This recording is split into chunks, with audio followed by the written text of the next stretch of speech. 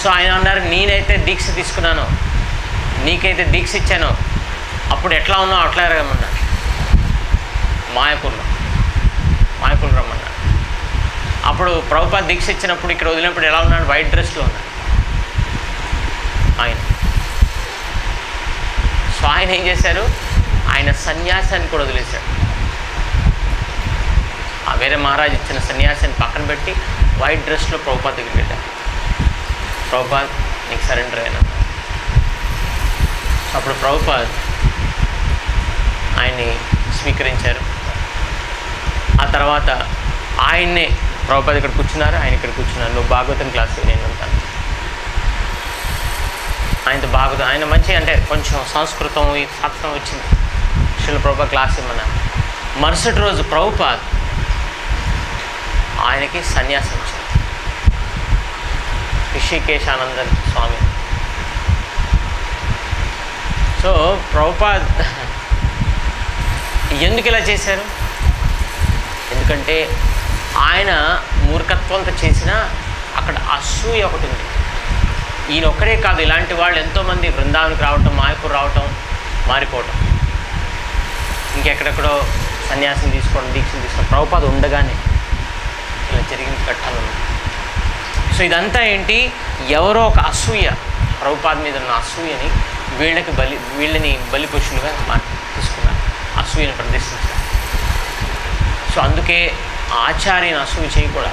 ఆచార్య మీద అసూయ లేకుండా ఉండాలంటే ఎప్పుడో ప్రభుపాద నాకు ఆయన మీద అసూయ ఎందుకంటే ఇస్కాన్ని వదిలేసిన, ప్రభుపాద పుస్తకాలను వదిలేసిన అది అసూయే అవుతుంది.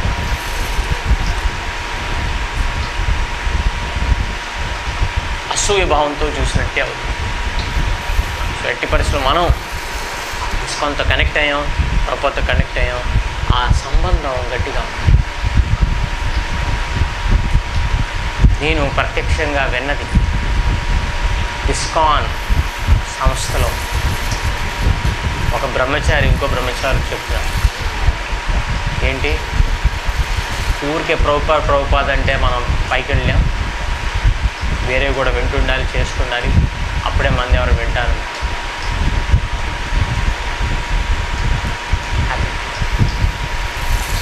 సో ఇదేంటి? Just perfect case of injustice.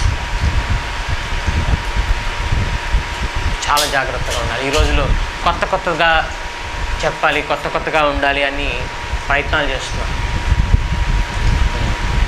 కానీ శ్రీల ప్రభుపాద యొక్క ఆదేశాన్ని పక్కన తోసి మనం ఇంకే కొత్తగా చేద్దాం అనుకుంటే అది జస్ట్ మన అసూయ ప్రదర్శనే అవుతుంది. మనం అనుకోకపోవచ్చు, మనమే అనుకోకపోవచ్చు అసూయ కాదు, కానీ అసూయ కోళ్ళనే వచ్చేస్తుంది.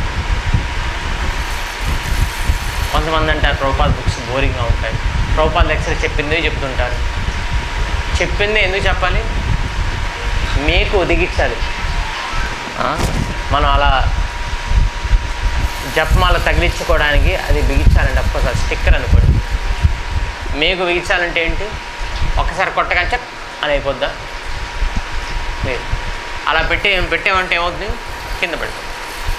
సో మేకు బిగించాలంటే గోడ మీద కొడుతూ ఉండాలి, అది లోపలికి వెళ్ళి దానికి వచ్చే స్ట్రెంత్ వచ్చేవాళ్ళు.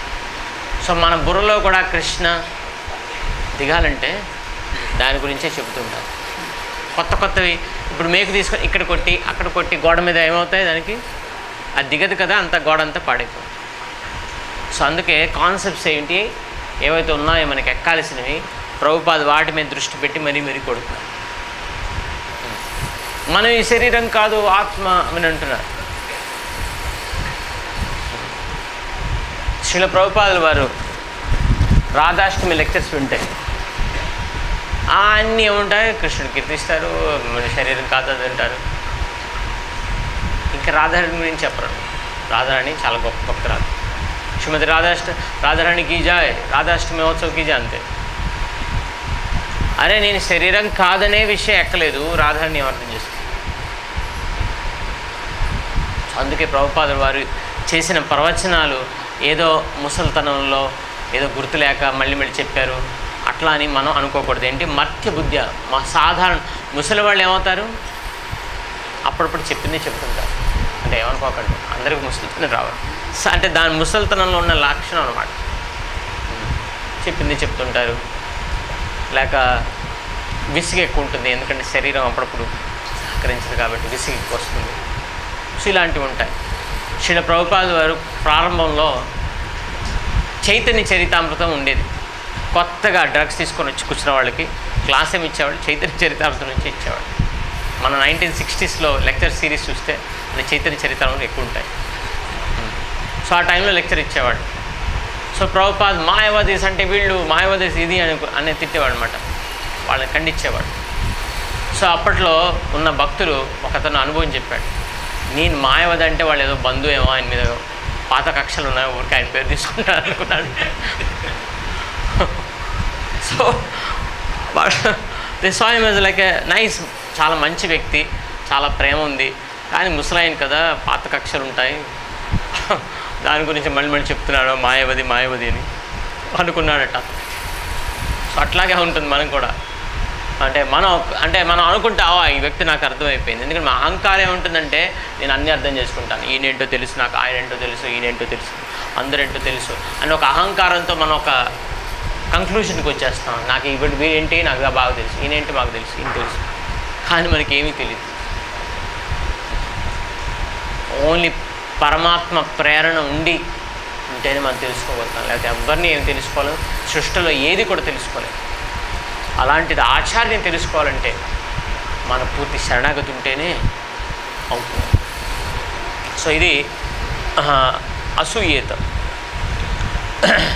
తర్వాత ఇది 4. ఫస్ట్ థింగ్ ఏంటి? ఆచార్యం మాం విజానీయాం, ఆయన భగవంతుడితో సమానమని మనం అర్థం చేసుకోవాలి. రెండోది ఏంటి? నావమన్యత, ఆయనకి అగౌరవంగా వ్యవహరించకూడదా ప్రభుపాదుల వారు. మూడోది నమర్త్య బుద్ధి, అంటే ఆయన ఒక సాధారణ వ్యక్తిగా చూడకూడదు. నాలుగోది అసూయ ఉండకూడదు. ఐదవది ఇక్కడ చెప్పే విషయం అంటే సర్వదేవమయో గురువు.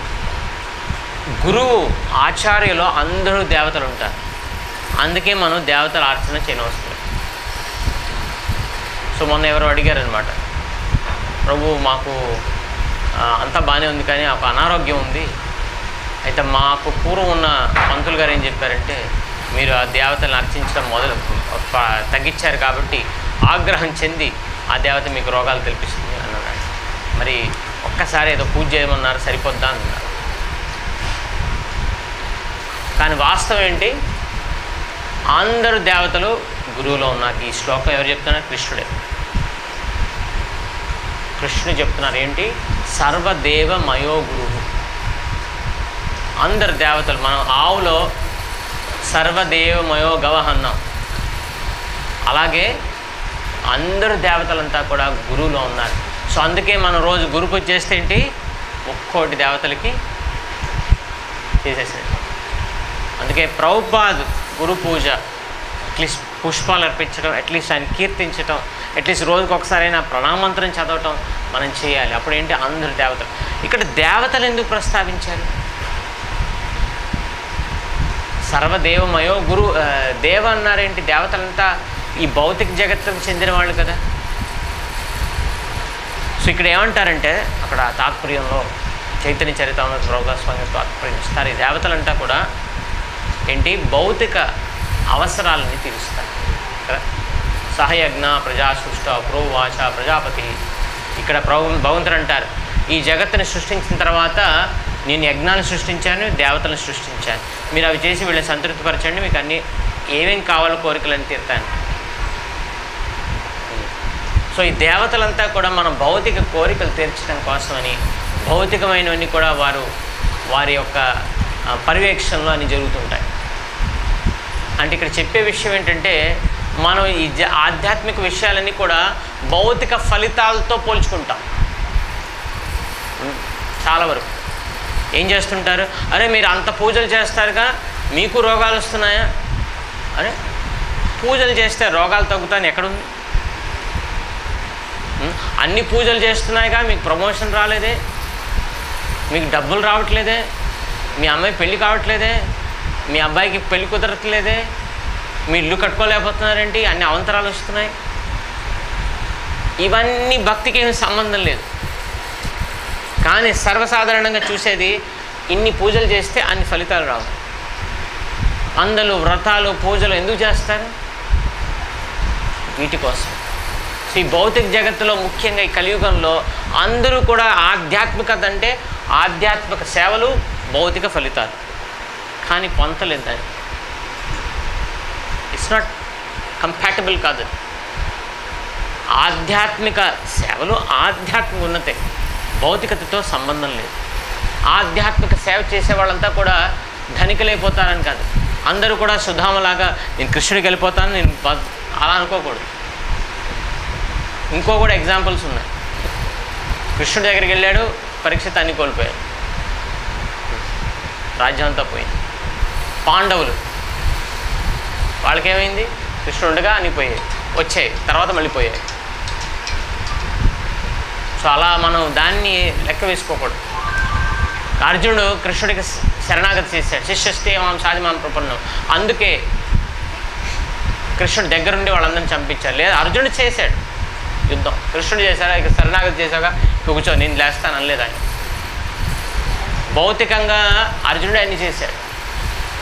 అండ్ వాస్తవంగా ఇది కృష్ణుడు చేశాడంటే మరి పాండవుల పిల్లల్ని కూడా ఆయనే చంపించాడా?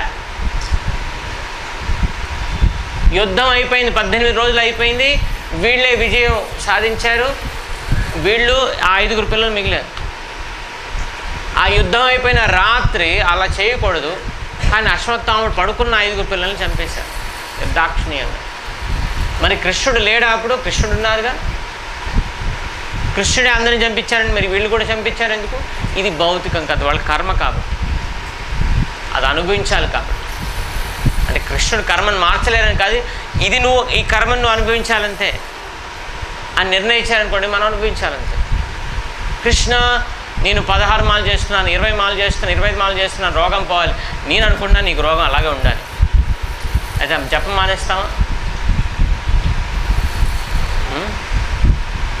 సో మన భౌతిక ఫలితాలతో మన ఆధ్యాత్మిక ఫలితాలను మనం జోడించకూడదు. అందుకే ఇక్కడ సర్వదేవమయో గురు